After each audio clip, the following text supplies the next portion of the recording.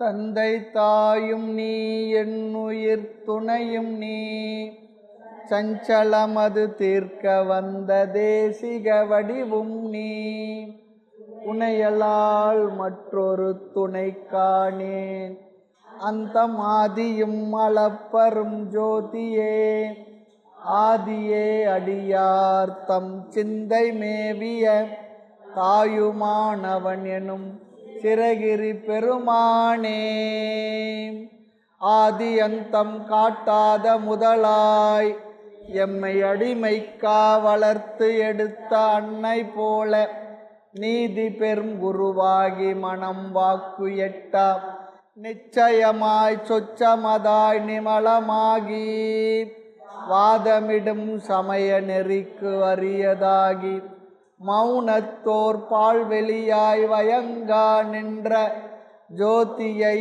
என் உயிர் துணையை நாடி கண்ணீர் சொரிய இரு கரம் குவித்து தொழுதல் செய்வாம் அகர உயிரெழுத்து அனைத்துமாகி வேறாய் அமர்ந்ததன் அகிலாண்டம் அனைத்துமாகி பகர்வனையெல்லாமாகி அல்லதாகி பரமாகி சொல்லறிய பான்மையாகி துகளறு சங்கற்ப விகற்பங்கள் எல்லாம் தோயாத அறிவாகி சுத்தமாகி நிகரில் பசுபதியான பொருளை நாடி நெட்டுயிர்த்து பேரன்பாள் நினைதல் செய்வாம் சிராப்பள்ளி மலைமேவும் தட்சிணாமூர்த்தி அருள் நல்க பெற்று பராபரமும் எந்நாளும் பைங்கிலியும் பலபாவும் பாடி பாடி தராதளமானிடற்கெல்லாம் தன்னமிர்தாய் தந்தருளும் தாயுமான நிராமயனார் அருள் பெரிய கவிதையினால் பொருள் அதனை நினைந்து வாழ்வாம் தாயுமான நிராமயனார் அருள் பெரிய கவிதையினால் பொருள் அதனை நினைந்து வாழ்வாம். தாயுமான சுவாமிகள் பாடல்கள் 165வது வகுப்பு உடல் பொய்யுறவு 51வது பாடல். உடல் பொய்யுறவு என்ற தலைப்பில் 51வது பாடல். தேக செயல் தானும் சிந்தையுடனே குழையில் யோக நிலை ஞானிகளுக்கு ஒப்புவதோ மோக நிலை அல்லலிலே வாழ்வாரோ அப்பனே நீ அற்ற எல்லையிலே சும்மாயிரு தேக செயல் தானும் சிந்தையுடனே குழையில் யோக நிலை ஞானிகளுக்கு ஒப்புவதோ மோக நிலை அல்லலிலே வாழ்வாரோ அப்பனே நீ அற்ற எல்லையிலே சும்மாயிரு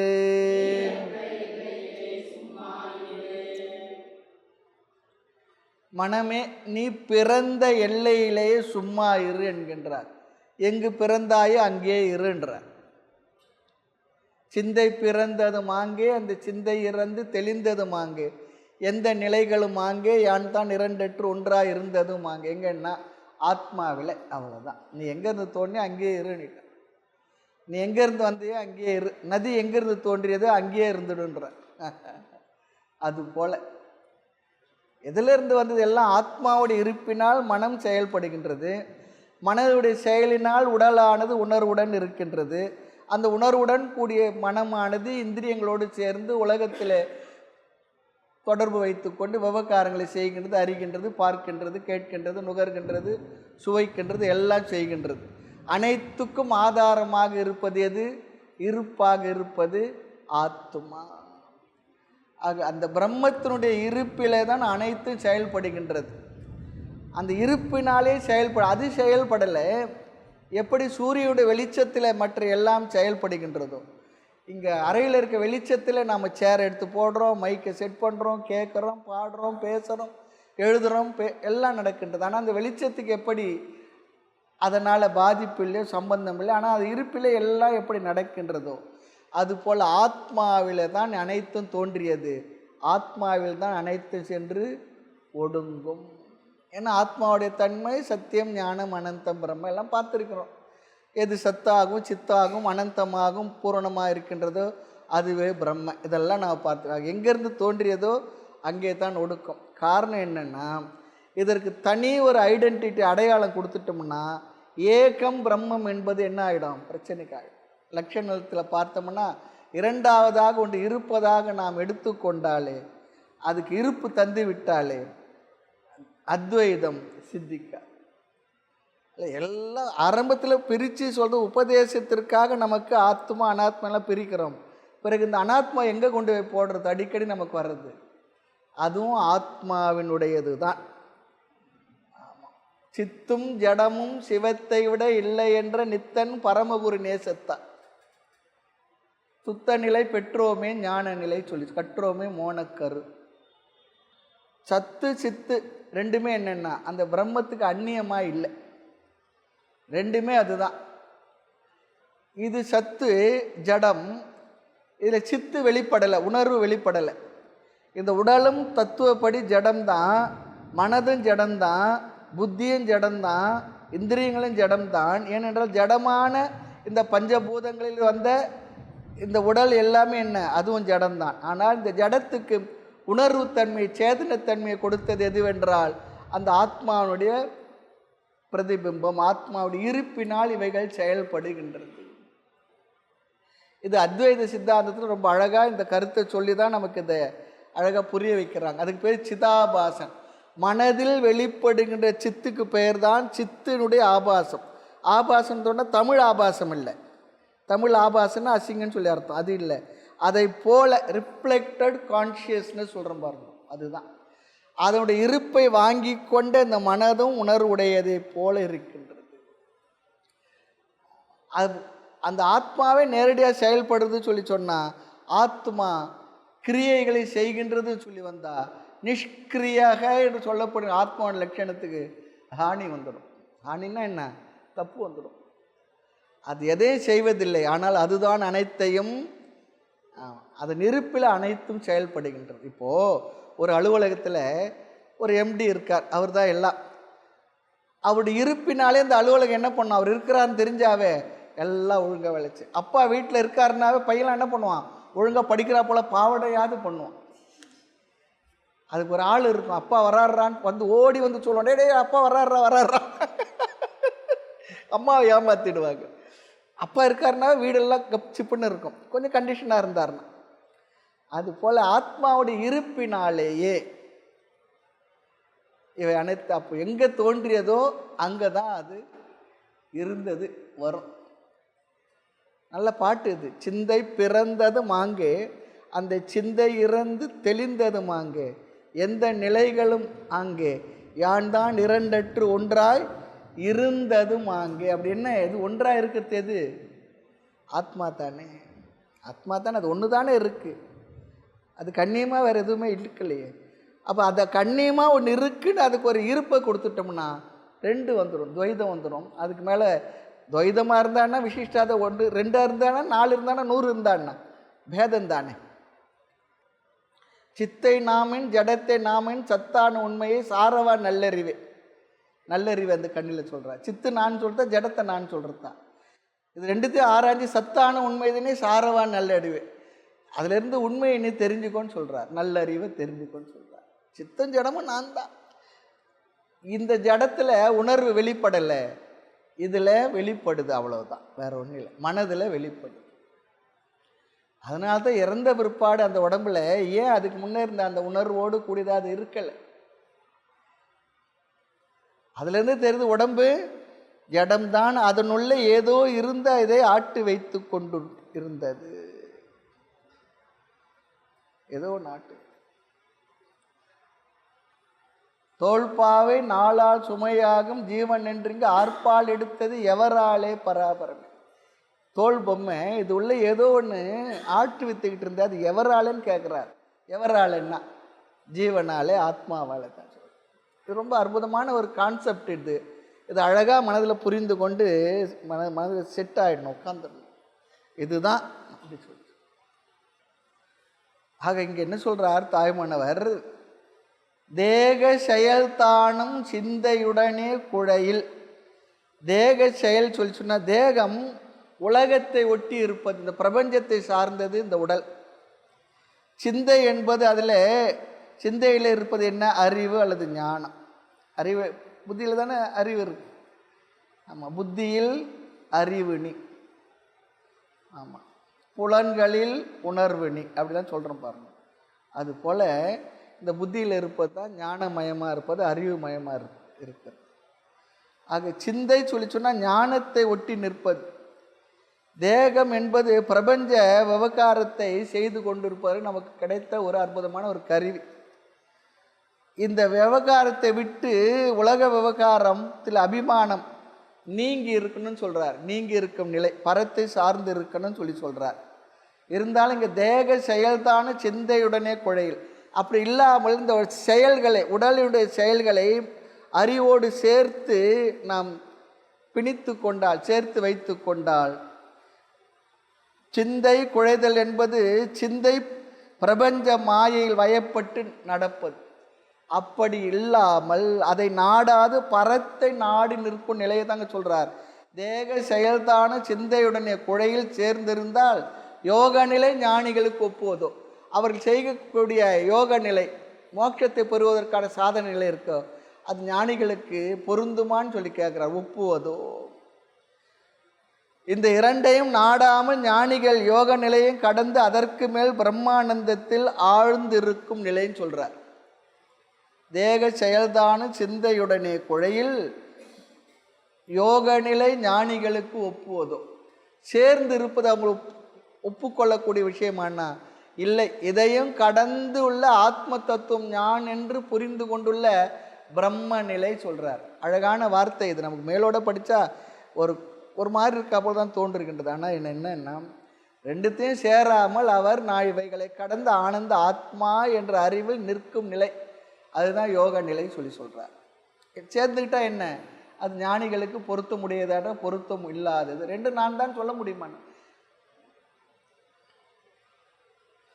அடுத்து பாருங்க, மோகநிலை அல்லலிலே வாழ்வாரோ.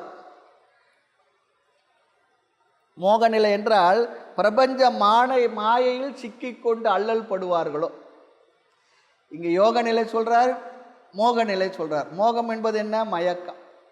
ஒன்றை வேறொன்றாக புரிந்து கொள்வது, உண்மையை பொய்யாகவும் பொய்யை உண்மையாகவும் புரிந்து கொள்வது, அது மோகம். அந்த அல்லலிலே ஆழ்வாரோ, வாழ்வார், அந்த அல்லலிலே வாழ்ந்து கொண்டிருப்பாரோ சொல்றார். சிக்கி தவிப்பாரோ கேட்கிறார். யோகம் என்பது ஞானத்தை பெறுவதற்கான வழி, யோக நிலை சொல்லிட்டு. யோகம் என்றால் முயற்சி அல்லது உண்மையை தெரிந்து கொள்வதற்காக நாம் செய்கின்ற எல்லா முயற்சிக்கும் பெயர் யோகம்தான்.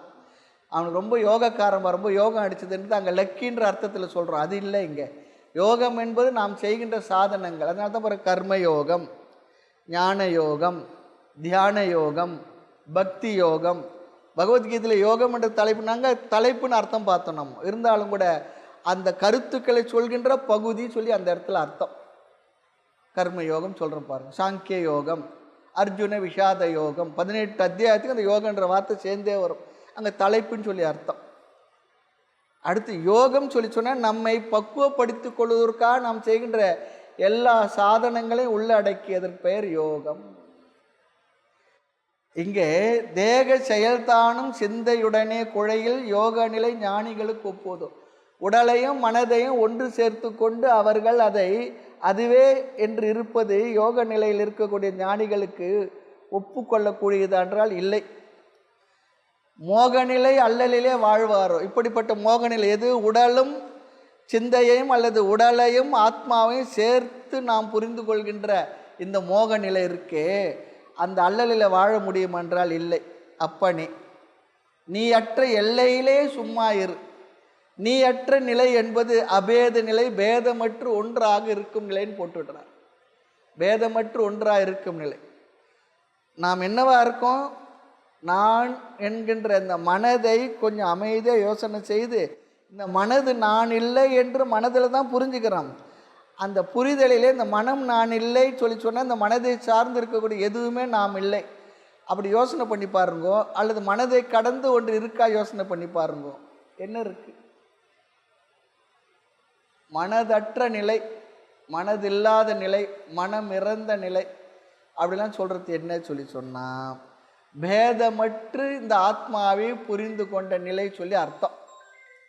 ஆத்மாவை நான் ஆத்மாவாகத்தான் இருக்கிறேன், பேதம் எதுவும் இல்லாத ஒரு நிலை, இதுதான் இங்க அர்த்தம். அதான் இங்க ரொம்ப அழகா சொல்ற.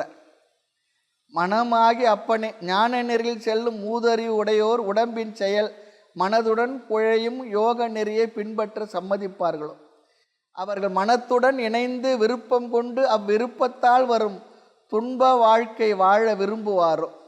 எனவே மனமே நீ இறந்துபட்ட நிலையில் சும்மா இருப்பாயாக. இறந்துபட்ட நிலைன்னா என்ன? நீ பேதமில்லாத அபேத நிலையை புரிந்து கொண்டு அமைதியாய் இருன்னு சொல்ற. அதுக்கப்புறம் நம்ம எதில் இருப்போம்? மனசுல தான் இருப்போம். மனதை கடந்து ஒரு வாழ்க்கை நமக்கு இல்லை. மனதோடு சேர்ந்து தான் நம்முடைய வாழ்க்கை எல்லாமே இருந்து கொண்டிருக்கின்றது. அதான் இங்க சொல்ற. ரொம்ப அழகான பாடல். அடுத்து 52வது பாடல். சும்மா இருக்க சுகம் உதயமாகுமே இம்மாயா யோகமினியே நடா தம் அறிவின் சுட்டாலே ஆகுமோ சொல்ல வேண்டாம் கண்மனிஷ்டா சிறு பிள்ளாய் நீ. சும்மா இருக்க சுகம் உதயமாகுமே இம்மாயா யோகமினியே நடா தம் அறிவின் சுட்டாலே ஆகுமோ சொல்ல வேண்டாம் கண்மனிஷ்டா சிறு பிள்ளாய் நீ. கண்மனிஷ்டையிலேயே இருக்கக்கூடிய சிறுவனே, சும்மா இருந்தால் சுகம் உதயமாகுமே, ஏன் நீ சும்மா அலைந்து கொண்டுள்ளாய் சொல்ற. ஏன் இப்படி அலைந்து கொண்டுள்ளாய்? மொத்தத்தில் என்ன சொல்றாருன்னா, கடைசி வரையிலும் கர்மாவிலே மூழ்கி கிடைக்காதுன்னு சொல்றாரு. அதுதான் எப்ப பார்த்தாலும் செயலிலே உன்னை பிணித்து கொள்ளாது, இணைத்து கொள்ளாது. கொஞ்சம் செயல்களிலிருந்து விலகி செயலற்ற மனதோடு அமைதியாக இருந்துப்பார். எப்போ பார்த்தாலும் நம்ம எதனா செய்துக்கிட்டு தானே இருக்கோம். இங்கே சொல்கிறது இந்த லௌகிக செயல் மட்டும் இல்லை, வைதீகமான செயல்களை நம்ம சேர்த்துக்கணும். ஆமாம், எப்போ பார்த்தாலும் கர்மகாண்டியாகவே இருக்காத ஞான யோகத்து வந்துடுன்ற. ஞான யோகத்து வந்து ஞானத்தெல்லாம் பெற்று என்ன பண்ணிட்டு மனதில் அது உனக்கு அமைதியை தந்து விட வேண்டும். சிலர் காலம் முழுக்க என்ன பண்ணுவாங்கன்னா, ஏதோ ஒன்றுக்கு சுற்றிக்கிட்டே இருப்பாங்க. அதை செய்யணும், இதை செய்யணும், வைதிகமாகும். அந்த ஹோமம் பண்ணி, இந்த ஹோமம் பண்ணு, அங்கே போகிறேன், இங்கே போகிறேன், அந்த கோயிலுக்கு போகிறேன், இந்த கோயிலுக்கு போகிறேன், அந்த பூஜை பண்ணுறேன், இந்த பூஜை பண்ணுறேன். இதெல்லாம் எதுக்காகன்னா ஆத்மாவை பற்றி தெரிகிற வரைக்கும் தான் அதெல்லாம். மீதி எல்லாம் சாமி நான் குடும்பத்தில் இருக்குன்னா அதை குடும்பத்துக்காக செய்யணும்னா குடும்பத்துக்காக செய்யலாம், அவங்களுக்கு சொல்லி விட்டுடுங்க, அவங்க போய் செய்துக்கிட்டோம். நாம் என்ன பண்ணணும்? ஞான விஷயத்தில் நம்ம மனதை பொருத்திக்கணும். இல்லையே தெரிஞ்ச ஆள் நான் குடும்பத்துக்காக இதெல்லாம் செய்ய வேண்டியது செய்யுங்க, இதை புரிஞ்சுக்கிட்டு இந்த அலர்ட்னஸோட அவேர்னஸோடு இருங்கன்னு சொல்கிறார். ஆமாம், கர்மனிஷ்டா செயலிலேயே மூழ்கியவனாக உள்ளவர்களை சிறு பிள்ளைன்னு சொல்லிடுறார். அவ்வளோதான், சிறு பிள்ளாய் சொல்கிறார். இது வந்து சாஸ்திர கருத்து, வேதாந்தத்துடைய கருத்து, உபநிஷத்துடைய கருத்து இதெல்லாம். ஆமாம், எப்போ பார்த்தாலும் கர்மகாண்டத்திலே கர்மகாண்டியாகவே இருக்காதேன்றார். செய்த கர்மகாண்டம் போதும், நீ ஞானத்துக்கு வந்து ஞான நிஷ்டையில் மூழ்கி விடுன்னு சொல்கிறார். நீ மௌனத்தில் இருப்பாயானால் ஆனந்தம் உண்டாகும். நான் நிம்மதியாக இருக்கணும், என்ன பண்ணணும்? ஒன்றும் பண்ண வேண்டாம். இதனை பண்ணாதான் ப்ராப்ளமே, இதனை பேசினா தான் ப்ராப்ளமே. சும்மா இருந்து பாரு. 2 நாளைக்கு 3 நாளைக்கு நம்ம வந்து சீண்டி பார்ப்பாங்க, அப்புறம் அது அவ்வளோதாமன்னு விட்டுடுவாங்க நம்மளை. இது மெட்ராஸ் பேட்ச் விட்டுனே இது போயிட்ட கேஸ், இது ஒன்றே பண்ண முடியாதுப்பா, இது அவ்வளோதான். அப்படி சும்மா இருக்க முடியுதா? ஏதுக்கு சும்மா இருமனமே என்று போதித்த உண்மையினை எங்கே போக விட்டார்? வாதுக்கு வந்தெதிர்த்த மல்லரை போல் வாதாடினாயே உன் புந்தி என்ன போதம் என்ன போ அப்படின்னுறார். நம்ம என்ன கோவம் என்ன சொல்லணும், போ கெட் அவுட் சொல்கிறோம் பாருங்க, அது போல போன்னுடுறார். நீ மௌனத்தில் இருப்பாயானால் ஆனந்தம் உண்டாகும், சும்மா இருக்க சுகம் உதயமாகுமே சொல்றார். நீ சும்மா இருந்தனா உனக்கு சுகம்தான் சொல்றார், அது பார்த்துக்கோ. மாயா யோகம், பிரபஞ்ச விவகாரத்தில் சிக்கி பிரபஞ்ச செயல்களை செய்தல், அதுதான் மாயா யோகம்னு சொல்றார். கர்ம யோகம் எல்லாம் பார்த்துக்கிறதுங்க, மாயா யோகம் சொல்றார். மாயா யோகமினி ஏனடா, மாயா லோகம் அப்படி ஒரு பாடம் இருக்கு, இங்க மாயா யோகம்னு போட்டிருக்கார். மாயா யோகம் இனி ஏனடா, இந்த மாயினால் உருவான இந்த லோகம் ஏனடான்றது அர்த்தம் இருக்கு. இங்க யோகம் சொல்லி சொன்னா பிரபஞ்ச விவகாரத்தில் சிக்கி பிரபஞ்ச செயல்களை செய்தல் சொல்லி சொல்றார். அடுத்து பிரபஞ்ச செயல்களில் மனதை செலுத்தி அதற்காக உழைத்தல், அதனால் என்னன்னா துன்பம் உண்டாகும் சொல்றார். உலக விவகாரமே துன்பம் தானே, விவகாரமே துன்பம் தான். விவகாரம் மட்டும் இருக்கக்கூடிய மனநிலை நமக்கு வந்ததுன்னா பெரிய விஷயம்தான்.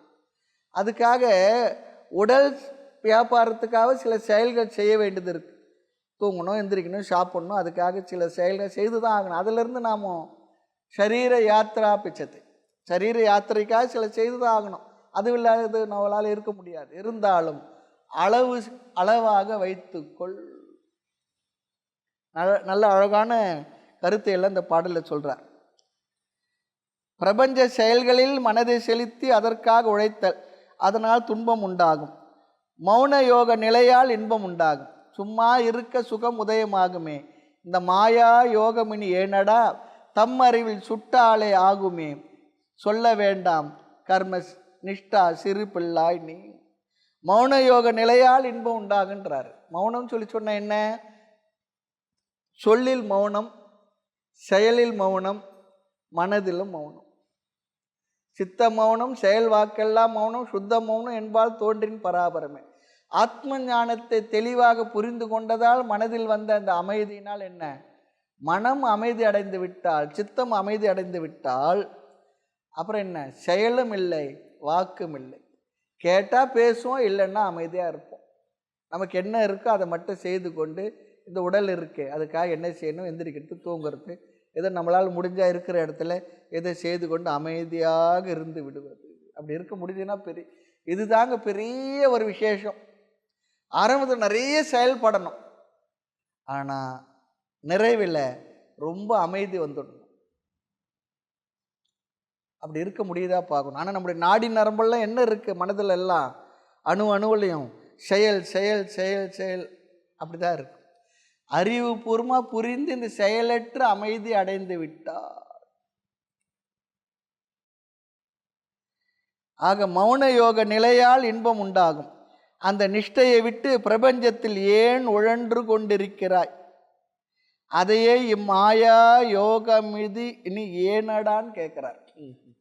இந்த மாயா யோகம், இந்த மாயை உலகம் உனக்கு எதுக்கப்பா, போதுமே சொல்றார். நமக்கு தோன்றது இல்லையே, வர்றது இல்லையே, அது ஒரு அறிவுரையாக சொல்கிறார். இந்த பாட்டு ரொம்ப அழகான பாடல் தான். கர்ம நிஷ்டா சொன்ன செயலிலேயே மூழ்கியவனாக உள்ளவர்களை என்ன சொல்ற, சிறு பிள்ளாய் நீ சின்ன பையன் சொல்லிடுறார். கர்மத்தில் ஊறி இருப்பவர்கள் அப்படின்னு சொல்லி சொல்கிறார். அதனால தான் பாருங்கள், நிறைய இடத்துல நம்ம சொல்கிறது தாய்மன்னர் வார்த்தைகள், அவர் சொல்லுகின்ற விஷயங்கள் எல்லாம் சாஸ்திர உத்தமமான வார்த்தைகள், விஷயங்கள் சாஸ்திர கருத்துக்கு மாறுபட்டே இல்லை. கர்ம நிஷ்டா சொல்லி சொன்னால் செயலிலேயே மூழ்கியவனாக அல்லது கர்மகாண்டியாக இருப்பவனை இருக்காங்க சில பேர். இப்போ பார்த்தாலும் சில நேரத்தில் குடும்பத்துக்கு தேவையாக இருக்குது, சுவாமி பண்ணணும் பண்ணுங்க, கர்மயோக கருத்தில் நம்ம சொல்லியிருக்கோம். நமக்காக இல்லை, குடும்பத்துக்காக வேணும்னு ஆரம்பத்தில் செய்யலாம், இருந்தாலும் அவர்களை பயிற்சி கொடுத்து நீங்கள் போய் செய்யுங்கன்னு சொல்லிடணும். அவங்க செய்யிட்டு அது தப்பு இல்லை, அவங்களுக்கு தேவை இருக்குது. இந்த ஆத்ம தத்துவ ஞான விசாரமே ஒரு தனி மனிதனுக்கு பண்பட்டு பக்குவப்பட்டு உலக விவகாரங்கள் வைராகம் ஏற்பட்டு ஞானத்தில் நிலை பெற்று மோட்சத்தை அடையணும் என்பவனுக்காக சொல்லப்பட்ட விஷயம். இண்டிவிஜுவலுக்கு, சமுதாயத்து மற்றதெல்லாம் கர்மா தான். அவன் இடத்துல போய் இதெல்லாம் சொல்லணும்னா அவன் ஏற்கனவே செய்யறதில்லை, இன்னும் நல்லதாக போச்சு இல்லையா. அவர்களுக்கு இந்த உபதேசம் இல்லை. நிறைய இந்த ஆன்மீக சாதனங்களையும் உலக விவகாரங்களும் நிறைய செயல்களையும் செய்து நிறைய செய்து விட்ட அவர்களுக்கு தத்துவ ஞானம் தெரிஞ்ச பிற்பாடு மனசில் கொஞ்சம் நெஞ்சம் அப்படி இப்படி உனக்கு எதனா ஓடணும் ஓடி வரணும்னு சொன்ன சில பேர் இருக்காங்க, பார்க்கலாம். எல்லா இடத்துலையும் ஓடிக்கிட்டே இருப்பாங்க, எல்லா இடத்துலையும் ஓடிக்கிட்டே இருப்பாங்க. அது காரணம் என்னென்னா, அவங்களுக்கு இன்னும் இந்த ஞான விஷயங்கள் மனசில் போய் உட்காரல, பதியல, புரியல, தெளிவில்லை. சும்மா ஓடிக்கிட்டே இருக்காது, அமைதியாக தெரிஞ்சுதா சாஸ்திரம் சொன்ன வார்த்தையை வச்சுக்கோ. சும்மா இரு சொல்லற என்றாலுமே அம்மா பொருளொன்றும் அறிந்திலேனே. சும்மா இரு, அதான் இங்க சொல்ற. சும்மா இருக்க சுகம் உதயமாகுமே மாயா யோகமினி ஏனடா, தம் அறிவின் சுட்டாளே ஆகுமோ சொல்ல வேண்டாம் கண்ம நிஷ்டா சிறு பிள்ளாய் நீ. மாயா யோகம் சொல்லி போட்டிருக்கார். மாயா லோகமினி ஏனடா அப்படி ஒரு பாடமும் இருக்கு. எனக்கு அப்படிதான் பாடம், மாயா லோகமினி ஏனடா. நீங்க மாயா யோகம்னு சொல்றார், பரவாயில்லை. ஆக வினையில் மூழ்கி இருப்பவனே, நீ இன்னும் சிறு பிள்ளைத்தனமாக செயல் செய்கின்றாய். மாயா காரியமாகிய யோகம் இனிமேல் ஏனடா, உலக அறிவை கொண்டு பேரின்பத்தை அளக்க முடியுமோ? இனி ஒன்றும் நீ சொல்ல வேண்டாம், சும்மா இருத்தலாகிய ஞான நிஷ்டை கூட பேரின்பம் பிறக்கும். ஞான நிஷ்டை கிடைச்சதுன்னா பேரின்பம், அதுதானே பேரின்பம். அதுவே பேரின்பம், ஆனந்தம். இந்த கேம்பில் ஒருத்தர் வந்தார், அவர் பேர் மலேசியாவிலேருந்து வந்தார். அவர் பேரே பேரானந்தம். உங்கள் பேர் என்னன்னு பேரானந்தம்னார். மறக்க முடியாத பேர். கடைசி வரைக்கும் அவர் கூப்பிட்டுக்கிட்டே இருந்த பேரானந்தம் பேரானந்தம். கூப்பிட்டாலும் நல்லா தான் இருக்கு. பேரே பேரானந்தம்னு வச்சுருக்காங்க, சாதாரண ஆனந்தம் இல்லை, பேரானந்தம் அவர் பேர். அடுத்து 53வது பாடல். நீ அற்ற அந்நிலையே நிஷ்டை அதில் நீ இளையோ, வாயற்றவனே மயங்காதே, போயற்று இருந்தாலும் நீ போகாய் என்றும் உள்ளாய், சும்மா வருந்தாதே இன்பம் உண்டு வா. நீ அற்ற அந்நிலையே நிஷ்டை அதில் நீ இளையோ, வாயற்றவனே மயங்காதே, போயற்று இருந்தாலும் நீ போகா என்றும் உள்ளாய், சும்மா வருந்தாதே இன்பம் உண்டு வா. ஒரு இடத்துல போனாரு, இங்க வான்றார். இங்க பாருங்க, நம்ம கேட்போம், ஆமா நீங்க போனா போயிடனா வான்னா வந்துடணுமா? அது போல போன்னு சொன்னார், இங்க வான்னு சொல்றார். ஏன்னா அந்த மனசு இத்தனை நாளாக உங்க கூட இருந்தேன், இவ்வளோ நாளாக இருந்தேன், இப்போ போய் என்ன வேண்டான்னு சொல்லி சொன்னேன், எப்படி அப்படிலாம் சொல்லி சொன்னேன். சரி சரி பரவாயில்லவா, உனக்கு இங்கேயும் சந்தோஷம் இருக்கு, ஆனந்தம் இருக்கு, இன்பம் இருக்கு, வான்னு கூப்பிடுறார். என் மனசுக்கு ஒரு வார்த்தை சொல்றார், அன்பா சொல்லி பார்க்கிறார். மனமே நீ அமைதி பெற்ற அறிவாள் அந்த நின்ற நிலையே நிஷ்டை சொல்றார். அமைதி பெற்ற அறிவாள் அதிலேயே நிற்றல் தான் நிஷ்டை சொல்றார். நிஷ்டை சொல்லி சொன்ன என்ன நிஷ்டை பண்றார், நிஷ்டை பண்றாரு என்னன்னு தெரியாது அந்த வார்த்தையை உபயோகப்படுத்துறோம். நிஷ்டை பண்றாருன்னா தான் என்னவாக இருக்கின்றாரோ, என்னவாக தன்னை புரிந்து கொண்டாரோ, என்ன அறிவை பெற்றாரோ அந்த அறிவில் இருந்து கொண்டுள்ளார் சொல்லி அர்த்தம். அவர் அவரா இருக்காருன்னு அர்த்தம். அதை நிஷ்டை பண்றார், நிஷ்டை பண்றார், நிஷ்டை பண்றாருன்னா நிஷ்டை என்ன அர்த்தம்? அந்த அறிவிலே நாம் நிலை பெற்று இருப்பது. நிலை பெற்ற மாதவர் சித்தத்திலே சொல்றார் பாரு, தேறி பறந்து அண்ட கோடி எல்லாம் நின்று உலாவி. அந்த அறிவிலே நான் என்றுமுள்ள நித்தியமான ஆனந்த ஆத்மா என்ற அறிவிலேயே அமைதி பெற்று இருத்தல் தான் நிஷ்டை. தஸ்ய பிரஜா பிரதிஷ்டிதா, அந்த ஞானத்திலேயே பிரதிஷ்டை. இந்த வார்த்தை கேள்விப்பட்டிருப்போம். கோயிலில் விக்கிரகத்தை பிரதிஷ்டை பண்ணுறோம் பாருங்க, அது என்ன அசையாமல் இருக்கிறதுக்காக அதை வைத்து சுற்றி அஷ்டபந்தனமும் வைக்கின்றோம். சற்றும் அசையாமல் இருந்து கொள் அறிவாகி நெஞ்சே, தாய்மன்னர் சொல்றார். சற்றும் அசையாது இருந்தது, அசையாமல் அந்த விக்கிரகம் இருக்கணும், அதுக்காக அதை பண்றோம், பிரதிஷ்டை சொல்றோம். அது போல நம்முடைய மனதிலே நம்முடைய அறிவிலே நாம் பெற்ற அறிவு நிலை பெற்று இருக்க வேண்டும். அப்போதான் அந்த அறிவுக்கு பிரயோஜனம். இப்போ ஒரு ட்ரெயினோ ஃப்ளைட்டோ எந்த மணிக்குன்னு சொல்லி ஒரு அறிவு நமக்கு ஒருத்தர் சொல்லிட்டார். அது நம்முடைய அறிவில் ஞாபகம் இருந்தால் தான் அந்த அறிவினால பிரயோஜனம். இல்லை என்னவோ சொன்னார் சொல்லி சொன்னால் அந்த அறிவை வச்சு நம்ம ஆக்ட் பண்ண முடியாது. எந்த ஒரு விஷயத்தை நான் பெற்றோமோ அந்த அறிவினுடைய பிரயோஜனம் நமக்கு வரணும். அந்த அறிவில் நமக்கு உறுதி இருக்கணும், அல்லது அந்த அறிவு நமக்கு ஞாபகத்தில் இருக்கணும். அதுபோல் நான் ஆத்மா என்ற அறிவு அடிக்கடி மறந்து விடுகின்றது. அந்த அறிவில் நமக்கு என்ன பண்ணணும்? நிஷ்டை வரணும். அதுதான் இந்த பிறவியை பெற்றதுடைய பிரயோஜனம். மனிதனாக பிறந்ததுடைய பிரயோஜனமே என்ன? இந்த ஆத்ம ஞானத்தில் நிஷ்டை பெற்றுவிட வேண்டும். இந்த பிறவிலேயே, இங்கேயே, இப்பொழுதே. அடுத்த பிறவி அப்படிலாம் பேச்சு இல்லை. அதுக்காக வேதாந்தம் படிக்கல. ஹோமம் பூஜைகள் புண்ணியெல்லாம் சேர்க்கறது அடுத்த பிறவிக்காக, மேலுலக இன்பத்திற்காக. ஞானத்தை பெறுவது இந்த பிறவிலேயே நாம் பெற வேண்டும். இந்த பிறவி என்பதை போக்கிக் கொண்டு நிஷ்டையை பெற்று மோட்ச புருஷனாக, முக்தனாக இருப்பதற்காகத்தான் ஞானத்தை பெறுவது.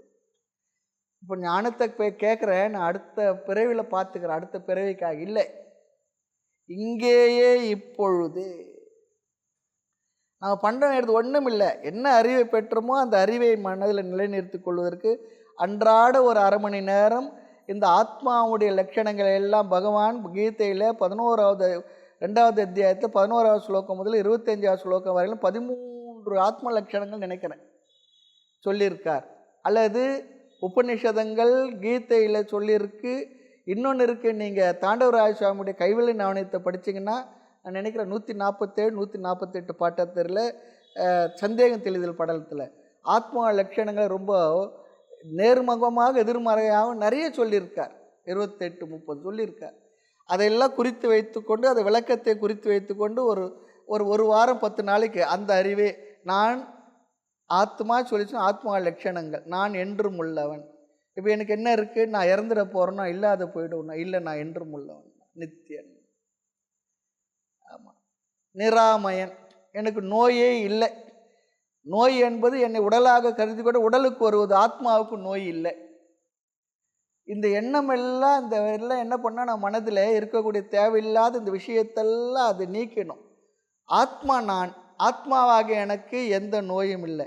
ஆனால் ஆத்மாவை உடைய இந்த உடல் இருக்க, அதுக்கு தலைவலி வருது, வயிற்று வலி வருது, எல்லாம் வருது, இல்லை சொல்லலை. ஆனால் நான் யார்? ஆத்மா. ஆத்மாவிற்கு அதை நோய்களற்ற சுக வாழ்க்கையாய். நான் ஆத்மா நினச்சா ஆத்மாவுக்கு நோயே இல்லை. ஏனென்றால் அதுக்கு அவயவங்கள் இல்லை, உடல் இல்லை. உடல்னு இருந்தால் அவயவங்கள் இருந்தால் அதுக்குரிய குறைபாடுகள் தேய்மானெல்லாம் வருது. ஆத்மா என்னங்கன்னா தேஞ்சு போச்சுன்னு சொல்லுவோமா? முட்டி தேஞ்சு போகலாம், கழுத்து எலும்பு தேஞ்சு போகலாம், கை எலும்பு தேஞ்சு போகலாம். ஆத்மா அப்படி ஆத்ம லட்சணங்களை ஒரு மாதத்துக்கு ஒரு லட்சணமாக மனதில் வைத்து கொண்டு அந்த கருத்தையே கொஞ்சம் உட்கார்ந்து, கொஞ்சம் கண்ணை மூடி உட்காந்து ஏதோ ஜபம், சிவபுராணம், விநாயகர்லாம் சொல்லி, இல்லை ஓம் நமச்சிவாய எது மந்திரம் ஜபம் பண்ணுறோமோ சொல்லிவிட்டு மீதி அந்த லட்சணத்தை மனசில் நினைத்து கொண்டு நான் ஆத்மா, நான் என்றும் உள்ளவன், நித்தியமானவன், ஆனந்த வடிவினன், பிறவாதவன், இரவாதவன், எனக்கு நோய்களே இல்லை, நான் எங்குமே இருப்பவன், இப்படியா லட்சணங்களை ரொம்ப விஷயம் இருக்குது. அதையெல்லாம் மனதில் கொண்டு வந்து அமைதியாக உட்கார்ந்து பண்ணி பாருங்க. அதுதான் பண்ணணும். இப்போது அது நிஷ்டை ஆகுமா சாமின்னா செய்து பாருங்கள், நிஷ்டை ஆகுதா இல்லையான்ட்டு அப்புறம் சொல்லுவோம். எந்த ஒரு அறிவை அடிக்கடி நாம் அதிகமாக நினைக்கின்றோமோ ஒருமித்த மனதோடு அந்த அறிவு மனதோட ஆழத்துக்கு சென்று போயிடும். ரொம்ப சுலபமான விஷயம். ஆன்மீக சாதனங்களில் கடைசியாக செய்யக்கூடிய சாதனம் நிதித்தியாசனம் என்கின்ற அறிவில் நிலை பெற நாம் செய்கின்ற இந்த சாதனம். அதுக்கு மேலே ஒரு சாதனம் இல்லை. அந்த அறிவில் நிலை பெற்று விட்டால் அடுத்து என்ன? மோட்சம். மோட்சத்துக்கு அப்புறம் என்னன்னு கேட்க மாட்டோம். மோட்சம் புரிஞ்சுதுன்னா இந்த அறிவில் நிலை பெறுவது அன்றாட ஒரு அரை மணி நேரம் தனியாக ஒதுக்கணும். 24 மணி நேரத்தை அரை மணி நேரம் ஒதுக்க முடியாதா? அதுதான் பூஜையே.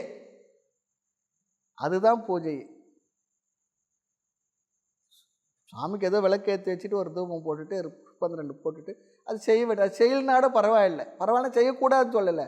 அது கூட செய்ய முடியவில்லை என்றாலும் கூட இதிலிருந்து தவறக்கூடாது. இந்த ஆத்ம ஞான நிஷ்டையில் நாம் இருப்பதில்லை. அதுக்காக சாமி நீங்கள் என்ன நாஸ்திகம் போல் பேசுகிறேன்னு சொல்லாதீங்க, போடாதீங்கன்னு சொல்லலை. ஏற்கனவே போடுறதே இல்லை, அது விஷயம் வேறு.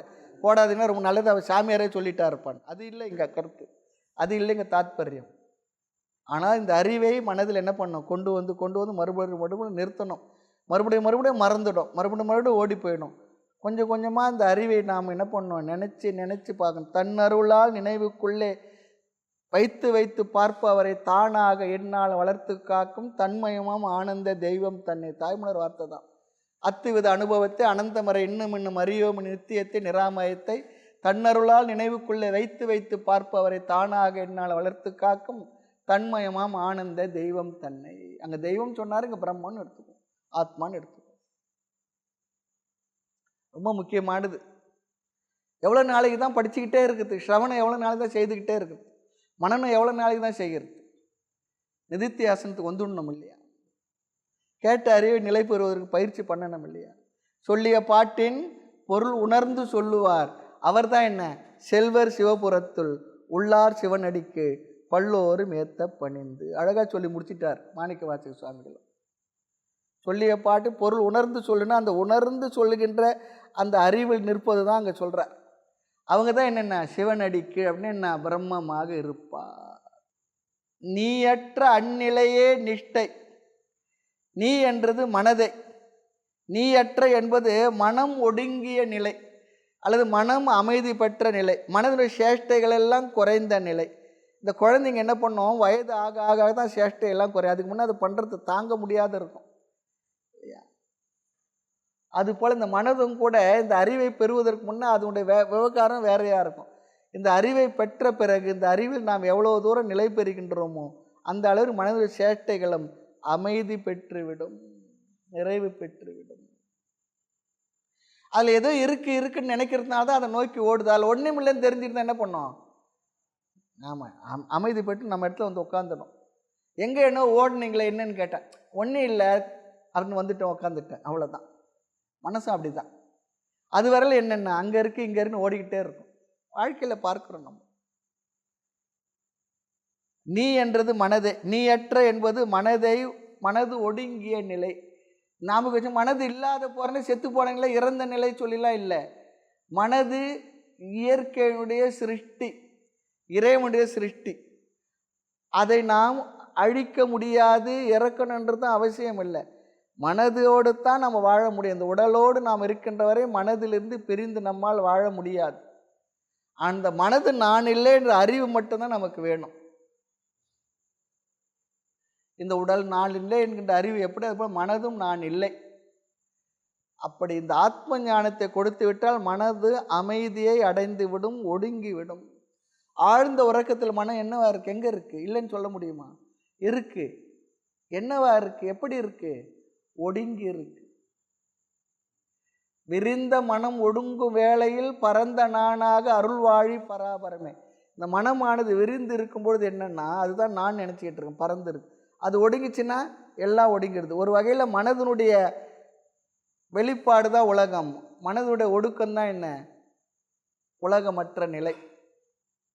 மனதில் தானே இருக்கு. அந்த மனதை அமைதிப்படுத்தி வைத்திருப்பது. ஆக நிஷ்டையிலே மனம் ஒடுங்கி செயலற்று இருக்கின்றது அன்றி இல்லாமல் ஒழியவில்லை. அழகான ஒரு வார்த்தை. நாம் அமைதியாக இருக்கும் பொழுது அல்லது ஆழ்ந்த உறக்கத்தில் மனம் அமைதி பெற்று ஒடுங்கி இருக்குது தவிர அது இல்லாமல் ஒழிந்து விடவில்லை. ஆனால் தாய்மலர் ஒன்று எடுத்து சொல்கிறார், சினமிறக்க கற்றாலும் சித்தி எல்லாம் பெற்றாலும் மனமிறக்க கல்லாருக்கு வாயேன் பராபரமே. அங்கே மனம் இறக்கன்னு சொல்கிறது என்னென்னா, அறியாமையில் இருந்த மனம் இறந்து அறிவோடு கூடிய மனதோடு இருத்தல். அதுதான் அர்த்தம். ஆக நிஷ்டையிலே நீ இல்லையோ, மனம் இல்லாமல் ஒழியவில்லை. ஆகவே நிஷ்டையில் நீ இல்லையோன்னு கேட்குற. அது மனசுக்கு நான் இல்லாமல் போயிட்டு என்ன பண்ணுறது, எனக்கு ஒரு இருப்பு வேணுமே இல்லையா? நிறைய பேருக்கு 4 தடவை 5 தடவை எம்எல்ஏ இருந்தானே, இந்த தடவை சீட் இல்லைன்னா எப்படி, நான் எம்எல்ஏ இல்லைன்னா எப்படி இருக்கிறது? அது போல நான் இல்லாமல் போயிட்டா என்ன பண்ணுறது, நான் இல்லையோன்னு சொல்லி கேட்டா அப்படிலாம் இல்லை, நீ இருக்கிறன்னு சொல்கிறார். ஆமாம், வாயற்றவனே, மனவாக்கு காயத்தை விவகாரங்கள் அற்று இருத்தல், பேசாதிருத்தல். அப்படிப்பட்டவனே நீ மௌனமாக இருத்தல். நீ என்றும் உள்ளாய். மனசை நீ இருக்கிற, நீ இல்லாமல் போகிறதில்லை. நம்ம சொல்லணும் சில நேரம், இல்லைங்க உங்களுக்கு என்றைக்கு இருக்குங்க, உங்களை யார் மறக்கிறாங்க, உங்களுக்கு ஒரு ஸ்தானம் இருக்குது. அதுபோல் மனமே நீ இல்லாமல் போகலை, நீ இருக்கிற. கொஞ்சம் கேட்டுக்கோ, நான் சொல்கிறத கேட்டுக்கோ. நீயற்ற அந்நிலையே நிஷ்டை, அதில் நீ இல்லையோ. வாயற்றவனே மயங்காது, போயற்று இருந்தாலும், நீ இல்லைன்னு சொல்லி ஒடுங்கி இருந்தாலும் கூட நீ போகாய். நீ போகலை, நீ இருக்கிற. நீ போகலை, நீ இருக்கிற. அந்த ஒரு பழைய கதை இருக்கு. ஒரு வீட்டுக்கு ஒருத்தர் வந்துட்டாராம். வரும்பொழுது அவருக்கு எதுவும் செய்யறது வீட்டில் இருக்கிறவங்களுக்கு விருப்பம் இல்லை. அது கணவன் மனைவிக்குள்ளே சண்டை போட்டுக்கிட்டாங்க. அப்படி சண்டை போட்டோடனே அவர் என்ன பண்ணார், சரி அவங்களுக்குள்ளே தகராறு, சண்டை வேண்டான்னு புறப்பட்டாராம். அவர் புறப்பட்டு அங்கே போகிறதுக்குள்ளே இங்கே என்ன பண்ணாங்களாம், பாத்தியா நான் உன்னை திட்டாமல் திட்டினேன், நானும் என்ன பண்ணேன், நானும் அது போல் உங்களிடத்துல சண்டை போடாமல் போட்டேன் அப்படி சொல்லி சொன்னார். அவனு சொன்னேன், நான் போகாமல் மறுபடியும் வந்துட்டேன்னு அவர் வந்துட்டாராம். அதை கேட்டுருந்து அது போல் ஒரு கதை சொல்லுவாங்க இந்த காலத்தில். நானும் போகாமல் வந்துட்டேன்னு சொல்லி சொன்னார், புரிஞ்சுக்கிட்டார். அது போல் இந்த மனசை நீ இல்லாமல் போகலை, நீ இருக்கிற தெரிஞ்சுக்கோ. வாயற்றவனே, மனம் வாக்கு காயத்தில் விவகாரங்கள் அற்று இருத்தல், போவது பேசாது இருத்தல், மௌனமாக இருத்தல். நீ என்றும் உள்ளாய், நீ இல்லாமல் போகின்றவன் இல்லை, நீ என்றும் உள்ளவன். எது மனசே சொல்கிறார். சும்மா வருத்தம் வேண்டாம், சும்மா வருத்தப்படாது. நம்ம சொல்கிறோம் சில நேரத்தில் எல்லாம் சொல்லிட்டு, சும்மா வருத்தப்படாதீங்க, எல்லாம் சொல்லிட்டேன். அதனால் இங்கே சும்மா வருத்தப்படாது. இன்பம் உண்டு, அங்கே ரொம்ப சந்தோஷமாக இருக்குது, அங்கே குலோப்ஜான் எல்லாம் கொடுப்பாங்க, வா போய் சாப்பிட்டு வரலாம், வா இன்பம் உண்டு வான்னு சொல்லி கூப்பிடுறாரு. இன்பம் உண்டு வான்னு சொல்கிறார். இந்த மனசுக்கு ரொம்ப அழகாக சொல்கிறார். இந்த மனசுக்கு இன்னொன்று பாருங்கள், இந்த மனசுக்கு நாம் அப்படிலாம் சொல்லணுமான்னா, ஆமாம், இந்த மனதுக்கு நாம் எப்படி சொல்லி பயிற்சி கொடுக்குறோமோ அப்படி இது பழகி கொள்ளும். நம்முடைய எல்லா விதமான கேரக்டர் சுபாவமே நாம் பழகி பழகி வரவழைத்து கொண்டது தான் நம்முடைய கேரக்டரு. அப்போ பழகி பழகி நாம் எதுவாக ஆனோமோ அதே போல் தத்துவ ஞான விசாரத்திலும் கூட நம்மை மீண்டும் மீண்டும் தத்துவ ஞான கருத்துக்களில் பழகி பழகி தான் இந்த மனசு என்ன பண்ணணும், அது போலே மாற்ற வேண்டும். அப்படி மாற்றுவதற்கு பெயர் தான் நிதித்தியாசனம். அதற்கு பயன்படுவது தான் சிரவண மனனம். ஆக இந்த மனது நாம் எப்படி பயிற்சி கொடுக்கின்றோமோ, நிதித்தியாசனத்தில் அமைதியாக அமர்ந்து அதை நாம் நிஷ்டை பண்ணுறோமோ, அதுபோல் இந்த மனதும் மாறிவிடும். பழக்கத்தினால் வந்த மனதினுடைய கேரக்டர் மீண்டும் அதே போன்ற ஒரு பழக்கத்தினால், நேர் எதிரான பழக்கத்தினால் மனது மாறி இருக்கும். மனது அது போல் ஆகிடும். அந்த நிலையில் பேசலாம். நல்லா இருக்குது, சந்தோஷமாக இருக்குது, இன்பம் உண்டு வா, சந்தோஷமாக இருக்குது, குலோப்ஜான் இருக்குது, ரசகுல்லா இருக்குது, எல்லாம் சாப்பிட்லாம், வா வா வா. ஒரு சுவாமி சொல்லுவார் சத் சங்கத்துக்கு, தூங்க போகலாம் வா, தூங்க போகலாம் வான்னு வரும். சத் சங்கத்தில் போனால் தூக்கம் தான் வருமா, அது தூங்க போகலாம் வான்னு சொன்னால் என்ன அர்த்தம், சத் சங்கத்துக்கு போகலான்னு. அது போல் உனக்கு இன்பம் உண்டு வா, போகலாம், கிளாஸுக்கு வா, சும்மா இரு. ஆமாம், நீ சும்மா ஏதோ பேசிக்கிட்டு இருக்க, நான் சொல்கிறதுலாம் கேளு, நீ இருக்கிற, எப்பவுமே இருக்கிற, உன்னை விட்டு நான் எங்கே போக போகிறேன். ஆமாம், என்னை விட்டு ஓடி போக முடியுமா, ஒன்றும் போக முடியாது. உன்னை விட்டு எங்கே போகிறது, இனி முடியவே முடியாது. நீ என் கூட தான் இருக்கிறவா, இறக்குற வரையில் இந்த உடலோடு நீ இருக்கிறவன் தான். ஞானம் இருந்தால் நீ அடுத்த பிறவி இல்லை எனக்கு, அதனால் நீ இல்லை. ஞானம் இல்லைன்னா அடுத்த பிறவி நீ தானே என் கூட இருக்க போகிற, வேறு யார் எனக்கு இருக்க போகிறாங்க. அதான் சொல்கிறார், நீயற்ற அந்நிலையே நிஷ்டை, அதில் நீ இளையோ, வாயற்றவனே மயங்காதே, போயற்று இருந்தாலும் நீ போகாய், என்றும் உள்ளாய், சும்மா வருந்தாத, ரொம்ப வருத்தப்படாத, இன்பம் உண்டு வா, சந்தோஷம் இருக்கு வான்னு சொல்ல. உனக்கு எது சந்தோஷம் தெரியல, உனக்கு இந்த விவகாரத்தில் இருக்கிறது தான் சந்தோஷம் நினைக்கிறேன். நான் ஒரு விவகாரம் இல்லாத அற்புதமான ஒரு நிலையை சொல்கிறேன் வா. உனக்கு வழி தெரியல, உனக்கு விவரம் தெரியல, உனக்கு விஷயத்தை காட்டலை. நம்ம சொல்லுவோம், சில இடத்துல சொல்லுவோம், உங்களுக்கு தெரியல, நான் ஒரு இடம் அழைச்சி போகிறேன் வாங்க, அங்கே வந்து பாருங்கன்னு சொல்கிறா போல் இங்கே இருக்கு அவருக்கு, நீ வா சந்தோஷமாக இருக்கலாம் வான்னு சொல்லி சொல்கிறார். வா வா என்று இன்பம் வர அழைக்கும் கண்ணீரோடு, ஆ ஆ என்றே அழுத அப்பனே நீ வாடா,